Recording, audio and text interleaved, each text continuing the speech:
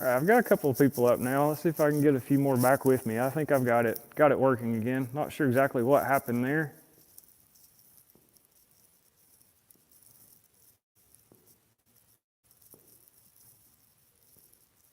Can you guys hear me?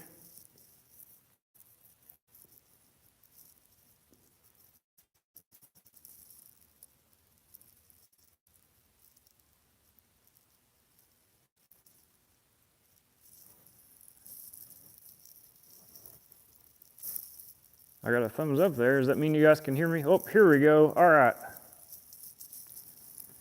So I'm not sure why that didn't let me rotate or back out. Restarting it looks like restarts with an entirely new YouTube.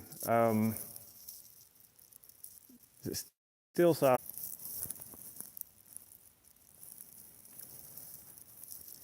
When you guys that are online, if you don't mind, go to my Facebook page and let people know to look for me here maybe. Most of this link one week or something. Okay. Quick shop walk around. You see I've got my next two planes in the works here. They're laid out. Pretty good little work area.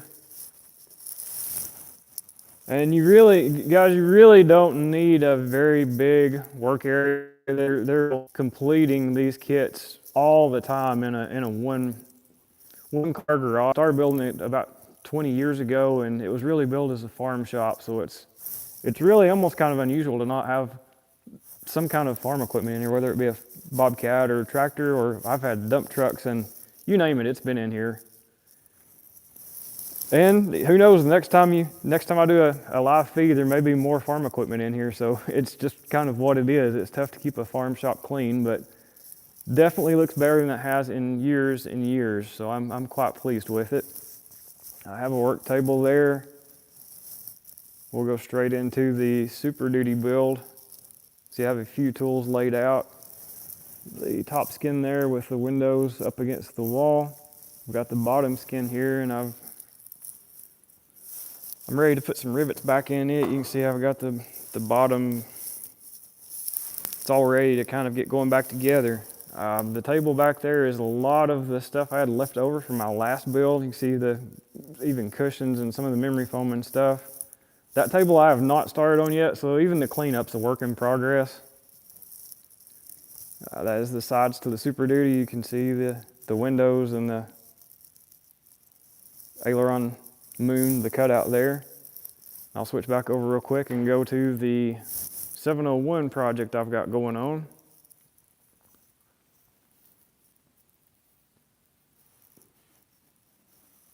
Probably a little bit difficult to tell how narrow it really is, but you can kind of see right down. Hey Corey, you can kind of see down there in the bottom the control for the flaperons. You see the tunnel there just behind it. That tunnel is the center tunnel for a standard 701. So I've taken all of that passenger seat out of it, removed almost all of it. So it really does cut it down to pretty much just a one single seat. 701 is the intention. A lot of work there. My goal moving forward, I'm going to be focusing more on the Super Duty. I'm ready to get the family up and be able to do really more capability. I think the Super Duty is going to fit the ticket better for what I want to do. I'll be able to throw all kinds of camping stuff and luggage and whatever in it and go. If I'm by myself, I could stay easily a week and just throw all kinds of stuff in it. Who knows what, the electric unicycles, all kinds of stuff. Not have to worry so much about weight. I'll be able to take my family, like not this coming weekend, but the next weekend, this December the 2nd through the 4th, I am planning to be at Lakeland at the Sun and Fun National Stoll event. I'm going to try my best to be representing Zenith, well, the best I can with my Super 701 there.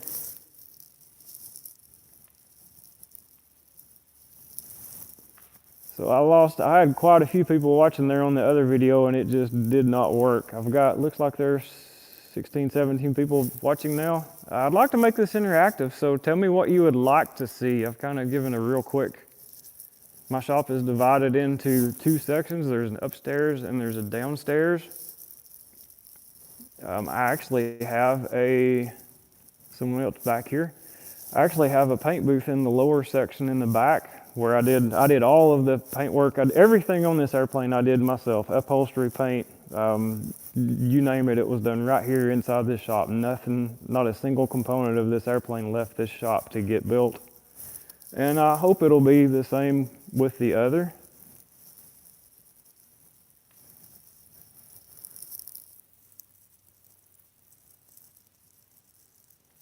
I'm kind of grasping at straws here. I got distracted and sidetracked since my first video feed didn't work. So I'm just walking around showing you guys sort of what I've got going on. I really don't have anything super grand.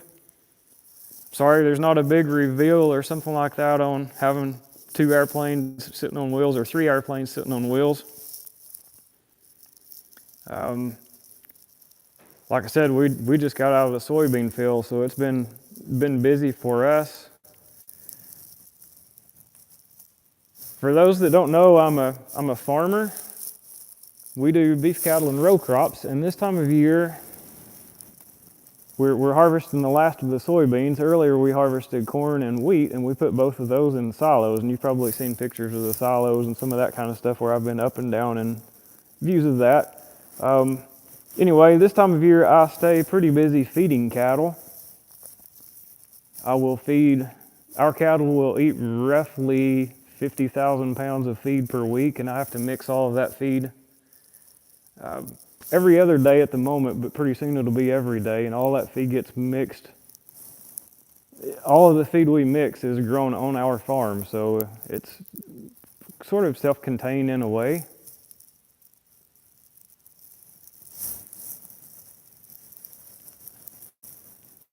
Again, I like to make this interactive, so if there are any questions, anything you'd like to see more.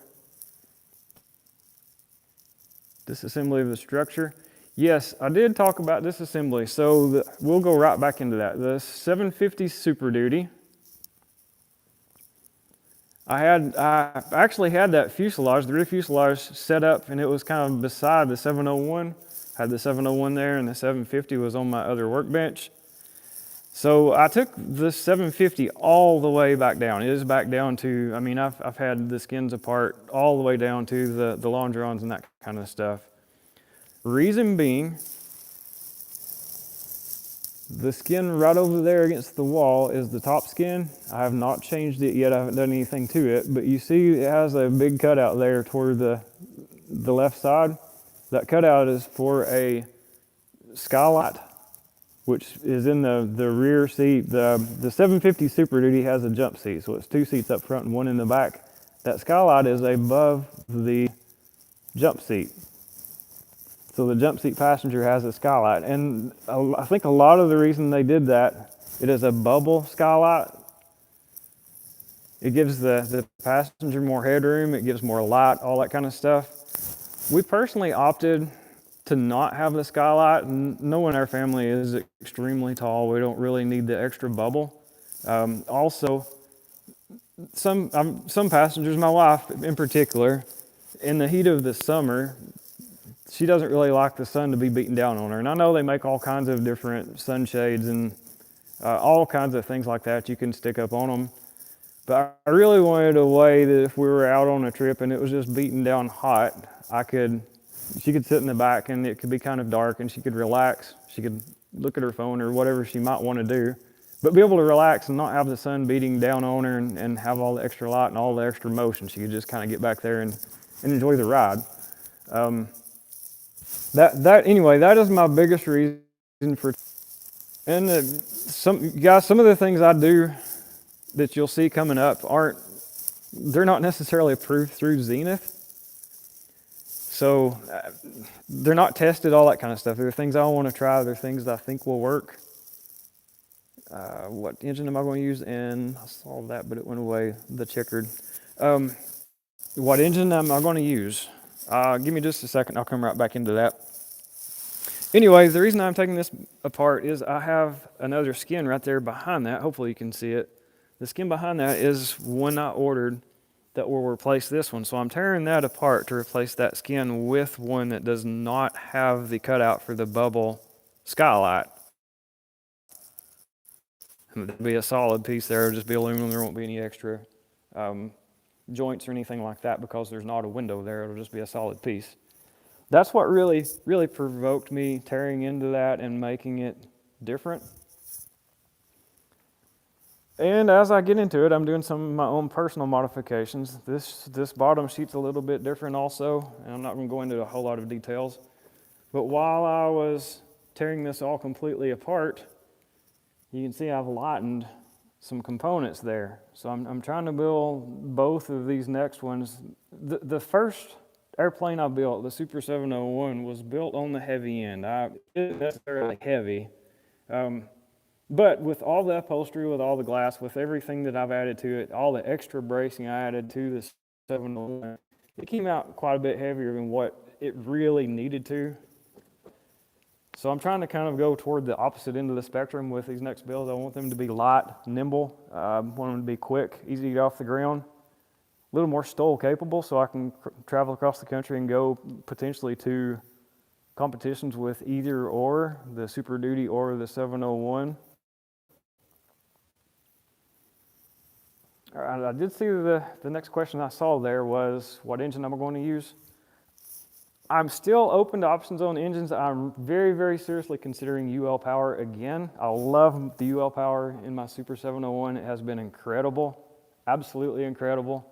The guys have been great to deal with. We've gone to shows and we've chatted back and forth, and I've got to know them really well. The Super 701 has the UL 350 IS, which is 130 horsepower. Super Duty, I'm pretty sure I'm going to wind up with the UL Power in the Super Duty. I would really like to try the turboed version of 220 horsepower. If I do not do that, it will be the 200 horse UL Power. It'll be one of those two options. But that's where I am. The bottom skin is ready to start putting some rivets back in. I will take the side skins the rest of the way down and do the same thing to the L angles and bracing there. I'm going to lighten it up as much as I can and still keep it structurally sound.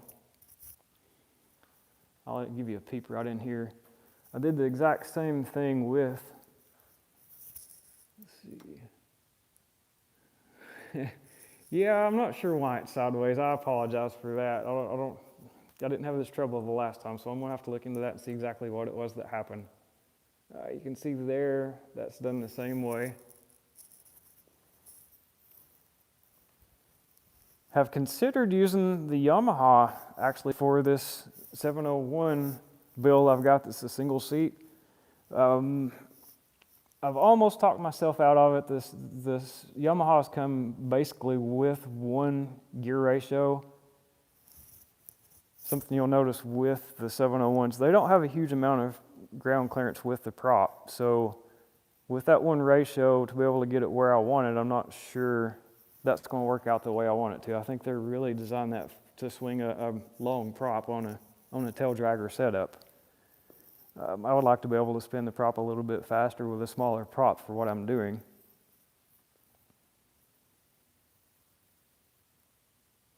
And again, guys, I apologize for it being sideways. Really didn't intend to stay on here very long tonight anyway. I'm going to try to make some more progress. Watch here in the next couple of days, I'm going to do some of you may have seen the 360 video I did just from the farm to the field. Since we're running combine and stuff in the field, here maybe tomorrow or the next day I will try to make a flight with that 360 and have the audio inside the cabin going. So I'll try to talk you through what I'm doing, and you can ride with me in the 360 virtual, so you can scroll around and see what a passenger would see while I'm actually flying. I think that's a unique and pretty cool view. I've had some good comments with it. And we're approaching 20 minutes with this, so I'm going to call it pretty quick. If there are any questions, I'll be glad to answer anything I can.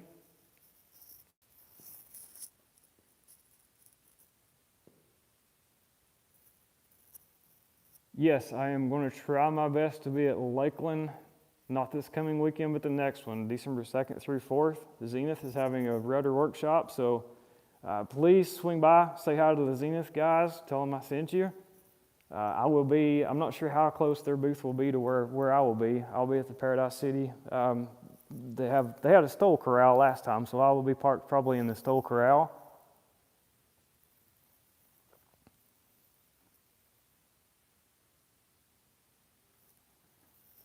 See my Stoll Bandits. A lot of effort's gone into here the last couple of weeks in cleaning this shop up. I know a lot of you don't know what the shop looked like before.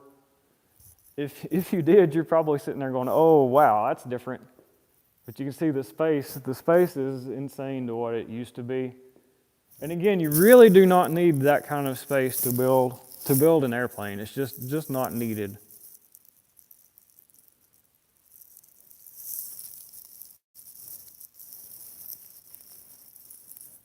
You've seen videos of people doing it in one-car garages. There's one completed recently that bought a school bus and built his complete airplane inside the school bus. So really, really cool. Where did I put all that stuff? Okay, so I am, like I said, the cleanup's still a work in progress. I still have some stuff I've been sorting through. I'm trying to sort through bolts. The blue system there behind that is a tube and hoses. We can do tubes and hoses here. There's a lathe back behind that. But I'm trying to go through and sort stuff out as I go. There's still a pile along this side that needs a lot of attention. Rearrange stuff. I've put welders on a different table and got them more compact. I'll tell you what, I hate for this to be sideways on you guys, but I'm going to take you a little deeper into the tour.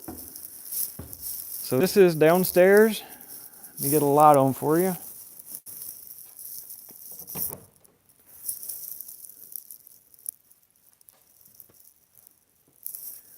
All right.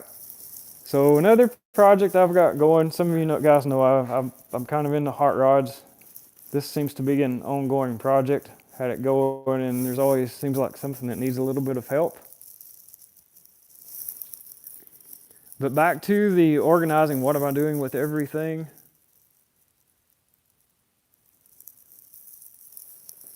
Hey, I am using I'm trying to read comments as I go here. The problem I'm having with the iPhone about the orientation is it won't let me back out of the video to change it, so I'm not sure. I will definitely look into that. Anyway, I've been sorting stuff out as I go through. I had fireboxes upstairs. I have moved them down here, so I'm going through and trying to organize everything as I go. It's amazing how much stuff just gets piled up, and when you actually start organizing and looking through stuff, it's pretty cool how much space you can get out of none at all. While we're down here, I'll show you one other thing. I got just turned on the light and stuff in there for you. I told you I even did the paint work for my Super 701 here in this shop. This is my paint booth. And what you're seeing inside the paint booth it's kind of my warehouse at the moment for airplanes. What you're seeing there is 2 full kits. It's kind of split up a little bit. Most of what's on the right there is 701 components. As you go over, you can see the doors and the main gear back there in the back, tires. You can see fuel tanks all laid there. As we go to the left, there's more 750 stuff. You can see the windscreen in the top window and everything that I haven't got to. You see all that. A lot of stuff still wrapped up. Zenith does an incredible job. They do a really, really good job packaging, labeling, going through everything. I mean, as I'm building stuff, it's easy to look at plans, get a part number, run down work. Anyway, the paint booth is kind of my warehouse for these builds. I hope by the time I need the paint booth, I'll have an airplane, put together. So all these parts will hopefully be on a plane that I can roll back and forth and out by the time I get to here. So that is a very basic shop tour. That is the Humbird shop. Like I said, I built this shop, started building it over 20 years ago. It has 30 some odd 6x6 posts. And I personally did build all of this shop. It was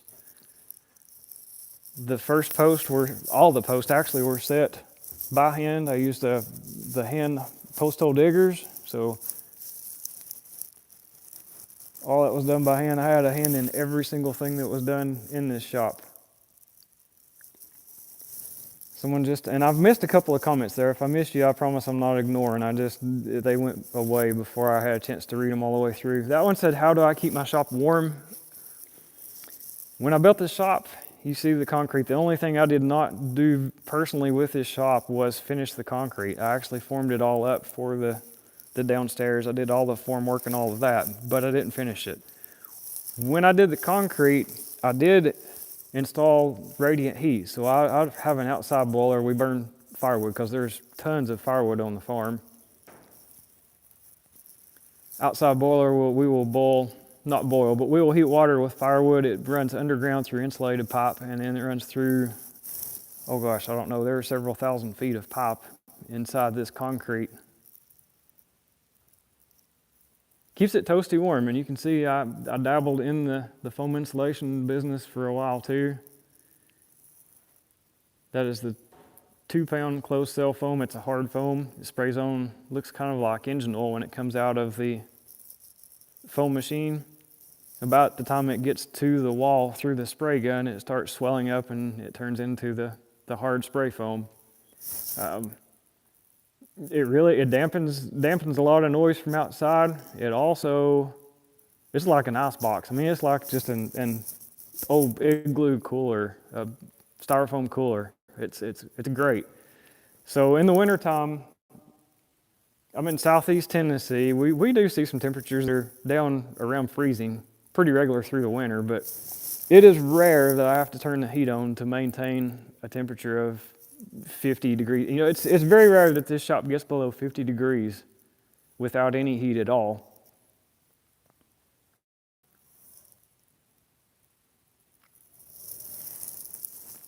Well, guys, I've been on here 25 minutes.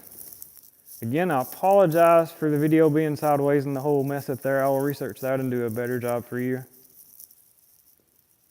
Someone said they would live in a shop like mine. Funny story with that, we actually lived in the shop. I may have already said it, but we actually lived inside this shop when my daughter was born.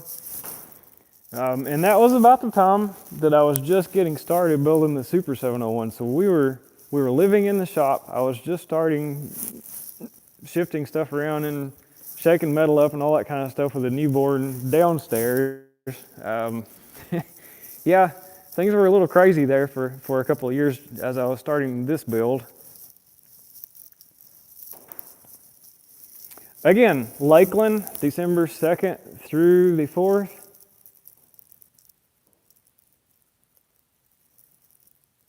Someone asked how I juggle all my time between farming and flying. Well, that's a good question too. Apparently I haven't done so hot this year. I'm roughly 80 hours less flying this year as compared to what I had last year. So I've got to get back on, I got to get my priorities straight and get back to flying, right? I need to make some more content for you guys.